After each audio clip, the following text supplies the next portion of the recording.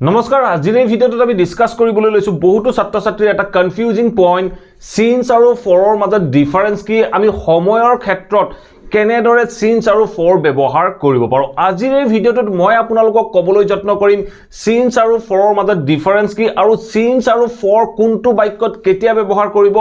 আপোনালোকে অতি সহজে উইথ এক্সাম্পলৰ হৈতে এই ভিডিঅ'টোৰ জৰিয়তে জানিব পাৰিব গতিকে ভিডিঅ'টো খুব ইন্টাৰেষ্টিং হ'ব খুব ইম্পৰ্টেন্ট হ'ব ছাত্ৰ-ছাত্ৰীসকলৰ বাবেও ভিডিঅ'টো স্কিপ নকৰাকৈ হেকলৈকে চাওক সো আহক এটা টপিকটো ডিসকাস কৰো আমি যেতিয়া কোনো এটা বাক্যত সিন্স বা ফৰ প্ৰিপজিশন কোনো টাইমৰ কাৰণে ব্যৱহাৰ কৰিবলৈ যাওঁ তেনেকুৱা ক্ষেত্ৰত এটা ধ্যান দিবলগীয়া কথা হ'ল কি ফৰ আমি সদায় ব্যৱহাৰ কৰিম অনিৰ্দিষ্ট সময়ৰ কাৰণে আৰু সিন্স আমি সদায় ব্যৱহাৰ কৰিম যেতিয়া আমি কোনো নিৰ্দিষ্ট টাইমৰ কথা ক'বলৈ যাম এটা কনসেপ্টটো আপোনালোকে মনত ৰাখি ল'ব ফৰ আমি ব্যৱহাৰ কৰিম অনিৰ্দিষ্ট টাইম আৰু সিন্স আমি ব্যৱহাৰ কৰিম যেতিয়া আমি কোনো এটা স্পেসিফিক টাইমৰ কথা ক'বলৈ যাম আমি কেনেদৰে নিৰ্দিষ্ট টাইম বা অনিৰ্দিষ্ট টাইম বিচাৰি উলিয়াম তাক আমি এখন চাৰ্টৰ দ্বাৰা বুজিবলৈ যত্ন কৰোঁ অলৰেডি মই আপোনালোকক উল্লেখ কৰি আহিলো যে অনিৰ্দিষ্ট টাইমৰ কাৰণে আমি ফৰ ব্যৱহাৰ কৰোঁ আৰু যেতিয়া আমি নিৰ্দিষ্ট টাইমৰ কথা কওঁ তেনেকুৱা ক্ষেত্ৰত আমি সিন্স ব্যৱহাৰ কৰিব লাগে এই কনসেপ্টটো আপোনালোকে হয়তো নিশ্চয় বুজিব পাৰিলে এতিয়া সব অনিৰ্দিষ্ট টাইম কোনবোৰ যেতিয়া আমি কোনো এটা নিৰ্দিষ্টকে সময়টো নকওঁ যেনে মই এটা এক্সাম্পলৰ মাধ্যমেৰে আপোনালোকক বুজাবলৈ যত্ন কৰোঁ ধৰক মই যদি আপোনাক কওঁ 10 years বুলি ক'লো 10 yearsৰ আগত আমি হলাই ফৰ ব্যৱহাৰ কৰিম 10 years আমি কোনো নিৰ্দিষ্ট সময়টোৰ কথা কোৱা নাই আমি কৈছে 10 বছৰৰ মাজত 10টা বছৰ সোমাই আছে মই যদি আপোনালোকক 10 yearsৰ আগত এটা কিমান 2013 বুলি কওঁ 2013 টো হ'ল এটা স্পেসিফিক টাইম তেনেকুৱা ক্ষেত্ৰত আমি নিৰ্দিষ্ট বছৰটোৰ বিষয়ে ক'লো তেতিয়া আমি ক'লো সিন্স 2013 মই যদি কম 10 বছৰ ধৰি তেতিয়া মই কম ফৰ 10 years এনে ধৰণে ধৰক মই যদি আপোনাক কওঁ 6 months টো হ'ল এটা কমন টাইম ছমাহত আপোনাৰ জানুৱাৰী ফেব্ৰুৱাৰী মাৰ্চ এপ্ৰিল মে জুন জুলাই আগষ্ট ছেপ্টেম্বৰ অক্টোবৰ নৱেম্বৰ ডিসেম্বৰ এই 12টা মাহৰ 6টা মাহ সোমাই আছে মই যদি আপোনাক নিৰ্দিষ্টকৈ কৈ দিওঁ জানুৱাৰী মাহৰ পৰা তেতিয়া মই কি কম বা ফেব্ৰুৱাৰী মাহৰ পৰা তেতিয়া মই কি কম আপোনাক জানুৱাৰী কম সিন্স জানুৱাৰী এনে ধৰণে আমি ক'বলৈ যেতিয়া নিৰ্দিষ্ট বছৰৰ কথা কম তেতিয়া আমি সিন্স ব্যৱহাৰ কৰিম যদি কমন এটা বছৰৰ কথা কওঁ 10 বছৰ 5 বছৰ 2 বছৰ এনে ধৰণে ক'বলৈ যাওঁ তেতিয়া আমি ফৰ ব্যৱহাৰ কৰিম যদি আমি কমন কোনো মাহৰ কথা ক'বলৈ যাওঁ 6 মাহ ধৰি 3 মাহ ধৰি 7 মাহ ধৰি এনে ধৰণে ক'বলৈ যাওঁ তেতিয়া আমি ফৰ 6 month ফৰ 7 month এনে ধৰণে কম যদি আমি নিৰ্দিষ্ট মাহৰ নাম কওঁ তেতিয়া আমি সিন্স জানুৱাৰী ফেব্ৰুৱাৰী মাৰ্চ এনে ধৰণে আমি নিৰ্দিষ্ট মাহৰ কথা ক'লে আমি ক'ব পাৰোঁ ঠিক আছে ঠিক তেনে ধৰণে চাওক আমি প্ৰথমতে বছৰ চালো তাৰ পিছত মাহ চালো এতিয়া যদি আমি সপ্তাহলৈ যাওঁ ধৰক মই যদি কওঁ ফৰ এ উইক মানে এসপ্তাহ ধৰি এসপ্তাহতটো 7টা দিন আছে কোনো নিৰ্দিষ্টকৈ আমি দিনটোৰ কথা কোৱা নাই যদি মই স্পেসিফিক দিনটোৰ কথা কৈ দিওঁ মই যদি কওঁ মানডেৰ পৰা তেতিয়া মই কি কম সিন্স মানডে এনে ধৰণে আমি ক'ব লাগিব সিন্স মানডেৰ পৰা এনে ধৰণে যেতিয়া আমি এসপ্তাহ ধৰি বুলি কৈছো এসপ্তাহ এটা কমন টাইম এসপ্তাহত 7টা দিন সোমাই আছে মই কৈছো যে মানডেৰ পৰা সানডেৰ পৰা যেতিয়া মই স্পেসিফিক কোনো নিৰ্দিষ্ট দিনটোৰ নাম লৈ লম তেতিয়া আমি সিন্স ব্যৱহাৰ কৰিম ঠিক তেনে ধৰণে সময়ৰ ক্ষেত্ৰত চাওক সময় ধৰক মই যদি কওঁ 2 hours 2 ঘণ্টা ধৰি মই ক'লো for 2 hours I have been reading a book for 2 hours মই এনে ধৰণে ক'লো I have been reading a book for 2 hours 2 ঘণ্টা ধৰি মই এখন কিতাপ পঢ়ি আছো মই যদি আপোনাক এতিয়া মই নিৰ্দিষ্টকৈ টাইমটোৰ কথা কৈ দিওঁ 2 ঘণ্টাটো এটা কমন টাইম ন মই 1টা বজাৰ পৰা 3টা বজালৈকেও পঢ়ি থাকিব পাৰোঁ 3 বজাৰ পৰা 5 বজালৈকেও পঢ়ি থাকিব পাৰোঁ মই যদি আপোনাক স্পেসিফিক টাইমটো কৈ দিওঁ যে মই 5 বজাৰ পৰা পঢ়ি আছো সিন্স 5 PM এনে ধৰণে since 5 o'clock since 5 PM since 8 o'clock since 8 AM এনে ধৰণে আমি যেতিয়া নিৰ্দিষ্টকৈ সময়টোৰ কথা কম তেতিয়া আমি সিন্স ব্যৱহাৰ কৰিম ঠিক তেনে ধৰণে মই যদি কওঁ for 30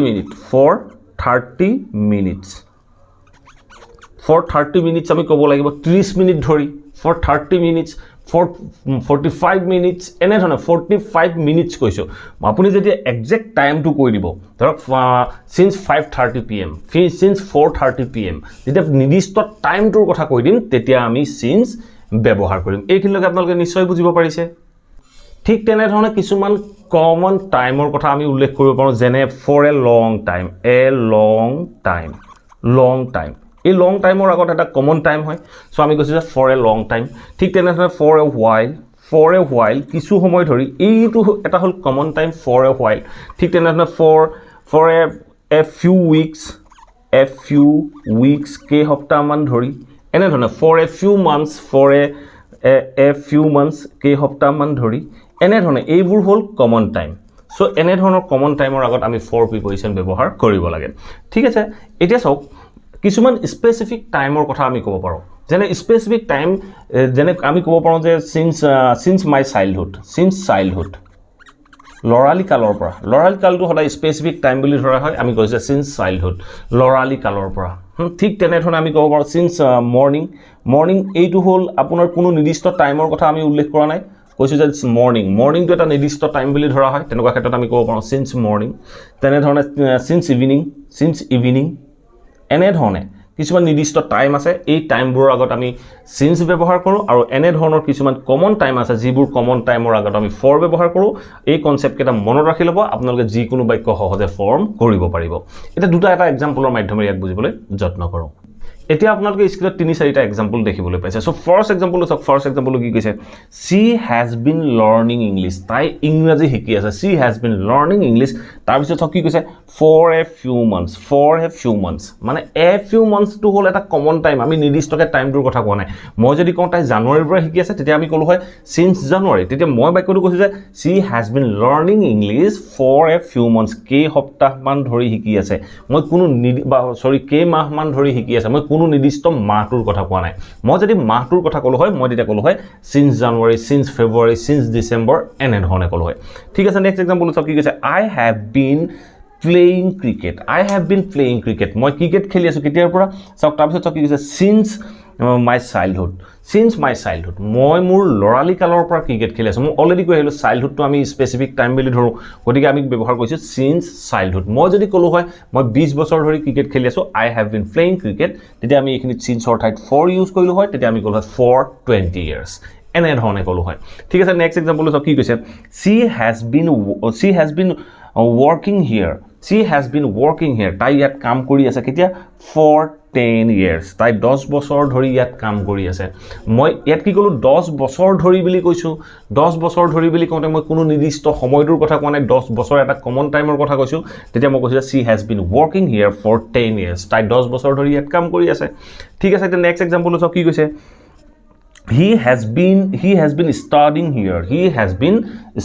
here since 2018 মানে 2018 চনৰ পৰা ইয়াত স্টাডি কৰি আছে 2018 চন এটা স্পেসিফিক টাইম গতিকে আমি since ব্যৱহাৰ কৰিলো 2018 চনটো এটা নিৰ্দিষ্ট টাইমৰ কথা কলো তেতিয়া আমি 2018 চন বুলি কলো ঠিক এনে ধৰণে আমি বিভিন্ন বাক্য ক'ব পাৰো আমি ক'ব পাৰো যে she has been watching a movie for 3 hours তাই 3 ঘণ্টা ধৰি এখন সিনেমা চাই আছে মই যদি এটা নিৰ্দিষ্ট টাইমটো কথা কওঁ তেতিয়া মই কি কম মই ইয়াৰ আগৰ বাক্যটোত কলো যে she has been watching a movie for 3 hours মই যদি কওঁ তাই 3টা বজাৰ পৰা এখন সিনেমা চাই আছে তেতিয়া মই কেনে ধৰণে কম মই ক'ব লাগিব she has been watching a movie since 3 pm মই নিৰ্দিষ্ট সময়টো কথা কলো তেতিয়া মই since 3 pm ব্যৱহাৰ কৰিলো আশা কৰো এই ভিডিওটোৰ পৰা আপোনালোকে নিশ্চয় বুজিব পাৰিলে for আৰু since ৰ মাজত ডিফাৰেন্স কি আৰু আপোনালোকে এতিয়া সহজে for আৰু since বিভিন্ন বাক্যত ব্যৱহাৰ কৰিব পাৰে যদি ভিডিওটো ভাল পালে প্লিজ ভিডিওটো লাইক কৰক আৰু সকলোৰে মাজত শেয়াৰ কৰি যাবলৈ সমনি নাপাহৰিব আৰু যদি আপোনালোকৰ কিবা কোৱেশ্চন কিবা টপিক আছে then let me know in the comment box below মই আপোনালোকৰ টপিকবোৰ বা কমেন্টবোৰৰ ওপৰত ভিডিও প্ৰস্তুত কৰিবলৈ যত্ন কৰিম যদি চেনেলটো সাবস্ক্ৰাইব কৰা নাই সাবস্ক্ৰাইব কৰিলে অল নটিফিকেশন অন কৰি ল'ব মই এনে ধৰণৰ ইংলিশ লাৰ্নিংৰ ভিডিও ৰেগুলাৰ আপলোড কৰি থাকো আপোনালোকে নটিফিকেশন পাব আৰু ভিডিওবোৰ চাব পাৰিব thank you for watching this video have a nice day